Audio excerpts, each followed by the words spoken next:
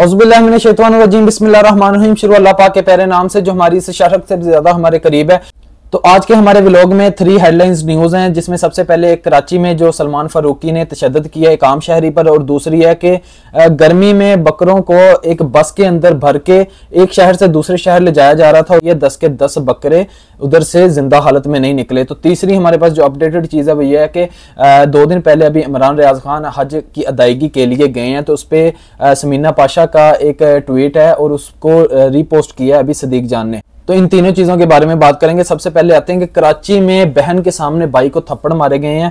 तो ये जो सलमान फारूकी हैं ये बायोनिक फिल्म्स के सीईओ हैं। तो इनके बारे में अभी ये अपडेट है कि पुलिस ने इन्हें हिरासत में तो ले लिया है, अभी ये जेल में है। ये एक अच्छा साइन है हमारे कराची के अंदर कि उधर भी क्राइम को अभी फौरी रिपोर्ट करने के बाद बहुत अहम डेवलपमेंट की जाती है। जिस तरह पिछले केस में अभी सना यूसुफ के कातिल को एक दिन के अंदर ही पकड़ लिया गया, जिस तरह ये सोशल मीडिया के ऊपर भी ये चीज काफी वायरल चल रही थी कि एक आम निहत्थे शहरी को थप्पड़ मारे जा रहे थे, लेकिन वो जो सबसे दिल दहला देने वाली चीज थी जिसकी वजह से ये टॉप ट्रेंडिंग बनी रही है चीज, वो ये थी कि एक बहन पास खड़ी हुई माफिया मांग रही है और वो लड़का भी आगे से कोई मज़ाहमत नहीं कर रहा। तो अभी उस लड़के ने पहले तो वो भी रूपोश हो गए थे, क्योंकि पता है कि जब कोई तगड़ा आदमी होता है ना, जब उस पे एक और मुसीबत डलती है तो उस तगड़े आदमी का जब रिएक्शन होता है ना फिर इस तरह की मुसीबत के बाद, वो जो छोटे लोग होते हैं ना जिनकी वजह से उनके ऊपर ये मुसीबत बनती है, तो वो फिर कोशिश करते हैं कि किसी ना किसी तरह सुलह हो जाए। तो उसके लिए दबाव और बढ़ाते हैं, मारने की धमकियां भी होती हैं, उनको गायब करने की धमकियां भी होती हैं, उनको पैसों का लालच भी दिया जाता है, उनको यही हर तरह से इत्मीनान दिलाया जाता है कि आपके साथ कुछ और बुरा नहीं होगा, बस जो हो गया आप रफा दफा करें, हमने आपके साथ जो भी मामला किए हैं आप इनको भूल जाएं और जाके अपनी FIR वगैरह वापस ले लें। तो मुझे लगता है इस तरह के मामला में स्टेट को अपनी मदय्यत में मुकदमा हमेशा दर्ज रखना चाहिए। तो दूसरी चीज ये है कि ये अभी असर रसूख वाले बंदे थे, तो कुछ जगह भी ये भी रिपोर्ट हो रहा है कि ज्यादा असर रसूख भी नहीं था इनका, क्योंकि इसीलिए ये जेल के पीछे। आपको पता होगा कि नताशा लड़की थी जिसने एक गरीब आदमी को कुचला था और मीडिया के सामने अपनी फिंगर भी दिखा रही थी, तो आज वो आजाद घूम रही है। तो मुझे जो लगता है आप भी इस चीज का गवाह रहना कि आने वाले टाइम में इनकी भी बेल हो जाएगी किसी ना किसी तरीके से। लेकिन पहले जो वो थे जिन साहिब के साथ ये हुआ, एक आम शहरी थे, वो रूपोश हो गए थे, उनके घर की तरफ भी ताला लगा हुआ था, लेकिन अभी सुनने में आया है कि वो थाना में पेश हुए हैं और उन्होंने सारा अपना मौकफ रिकॉर्ड करवाया है। तो उसमें उनका ये कहना था कि उनकी 2 बहनें हैं, वो उधर काम करती हैं आई थिंक, तो वो उनको लेने के लिए उधर से गए थे और उनकी बाइक की स्पीड कम थी और इन साहिब की ज्यादा थी। तो उनकी तरफ से यही बात सामने आई कि मैं अपनी बहनों को लेके उधर से जाने वाला था कि मेरी बाइक इनकी गाड़ी के साथ टकराई। हालांकि हमने माजरत भी की, मेरी बहनों ने माजरत की, हमने कोई आगे से कोई बदतमीजी कुछ तरह नहीं किया, लेकिन साहिब ने, इनके साथ गार्ड्स थे, असला भी था इनके पास, तो इन्होंने हमें पकड़ के गाड़ी में बिठा के अच्छी खासी हमारे साथ बदतमीजी की है, हमें थप्पड़ मारे गए हैं और हमें जलील किया गया है, और इस तरह है कि जिस तरह हम कोई कीड़े मकोड़े हों। तो इसी के साथ मेरी एक अपील है हुकूमत पंजाब से कि ये जितनी कंपनीज हैं जो लाइसेंस इशू करती हैं, गार्ड्स इनको इशू प्रोवाइड करती हैं, आपको पता है कि अच्छा खासा जो ट्रेंड गार्ड हो ना, हमेशा हमने देखा है कि कॉलेजेस के बाहर भी एक ज्यादा उम्र के लोग होते हैं, वो गार्ड होते हैं और बैंकों के सामने भी होते हैं। तो हम सोचते हैं कि ये कौन लोग होंगे, वो होते हैं जो फौज से रिटायर हों, तो जिनमें मतलब कोई हौसला भी हो, जिनके पास इस तरह के मामलात में मसला सोल्व करने के लिए उनका दिमाग भी काम करता है। तो ये जो अभी यंग जनरेशन है जिसके पास कोई काम नहीं है, गुर्बत है, तो उनको आई थिंक कोई छोटी मोटी ट्रेनिंग होती होगी, इसका जो भी प्रोसीजर होता होगा, अभी मैं इसके बारे में नहीं जानता, तो मैं कुछ ऐसी गलत चीजें रिपोर्ट नहीं करूंगा।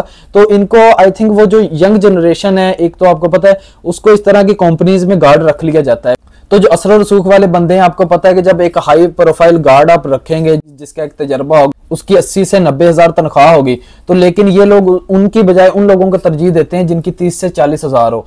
तो वो जो गार्ड भी हैं, मुझे इनकी समझ नहीं आती भाई, जो आपके साथ बंदा है वो कोई प्राइम मिनिस्टर नहीं है, आपको जस्ट उनको डिफेंड करने के लिए उनके साथ रखा गया है। उन्होंने जो आपको अडॉप्ट किया है वो इस चीज के लिए किया है कि ताकि जब उन पे हमला हो आप उनको बचा सकें, आप फ्रंट लाइन बने उनकी। तो आप तो उनको आई थिंक प्राइम मिनिस्टर समझते हैं, तो आप तो उन पे टूट पड़ते हैं, आप तो बोलते हैं कि हाँ हाँ मेरे मालिक की तरफ आपने देखा तो देखा क्यों। तो आप प्लीज अपनी रिस्पॉन्सिबिलिटी को समझें, आप कोई गुंडे नहीं है ना, जो आपका मालिक है वो गुंडा है, ठीक है, वो स्टेट के हिसाब से उसने आपको अडॉप्ट किया अपने डिफेंस के लिए, तो आप उसकी डिफेंस लाइन ही बने रहें। तो मैं अपील करता हूं पंजाब की गवर्नमेंट से कि आप प्लीज इनके ऊपर सख्त कानून करें, सिर्फ उस गार्ड पे ही नहीं कार्रवाई होगी, अभी वो गार्ड भी अंदर होगा, तो आप इनकी कंपनी के ऊपर भी कार्रवाई करें ताकि कंपनी अपने गार्ड के ऊपर मजीद सख्ती कर सके, उनको बता सके कि आपने किसी सूरत भी अगले बंदे को टच नहीं करना। अरे भाई ज्यादा से ज्यादा क्या है उसकी, अगर आपकी गाड़ी के साथ उसकी बाइक लग गई है तो आप पुलिस को कॉल करें, उसका वो गाड़ी में बिठा के थाने ले जाएं। आपको किसने हक दिया है कि आप रोड के ऊपर अदालत लगा के बैठ जाएं कि हाँ उसने बुरा किया और आप थप्पड़ मारना शुरू कर दें और उसकी बहनों की भी नहीं सुन रहे। पंजाब की पुरानी रवायत ये होती थी अगर औरत अपना दुपट्टा उतार के किसी के पाँव में रख देना तो लोग कत्ल के ऊपर सुलह कर लेते थे। तो अभी आप देख लें, वो बोलते हैं अगर जाहिल को जाहिल मिल जाए ना तो फिर दोनों का नुकसान होता है। अभी मालिक साहब को बचाना तो क्या था, उन्होंने मालिक साहब भी अंदर करवा दिए, खुद भी गार्ड वो अंदर होगा। तो इसके बारे में भी जो मजीद अपडेट होंगी मैं आपके साथ शेयर करूंगा। बाकी मजीद ये मामला आने वाले टाइम में रफा दफा की ही तरफ जाएगा जैसे पहले होता है पाकिस्तान में। सो इसके साथ ही शदीद गर्मी थी। ये मुझे लगता है कि जो इस वक्त की टॉप हेडलाइन होनी चाहिए ना वो ये न्यूज होनी चाहिए कि शदीद गर्मी में भाई आप खुद एसी में बैठे हो, 10 बकरे जो मुल्तान से लाहौर लेके जाने थे उनको, आपको पता है जब आपने बड़ी बसों में सफर किया है तो नीचे जो डिग्गी होती है जिसमें बैग रखे जाते हैं पैसेंजर के, तो उधर इन बकरों को रखा गया था। आप साथ साथ स्क्रीन पे विजुअल्स भी देख सकते हैं। तो जब इन्होंने डिग्गी खोली है तो सबके सब बकरे मरे हुए निकले थे। तो ये सरगोदा पुलिस है जिसका ऊपर वो टैग भी लगा हुआ है, तो उन्होंने आई थिंक ये कार्रवाई की है और उन्होंने सख्ती से मना किया है कि इस तरह के लोगों के साथ सख्ती से निपटा जाएगा और भारी जुर्माना किया जाए।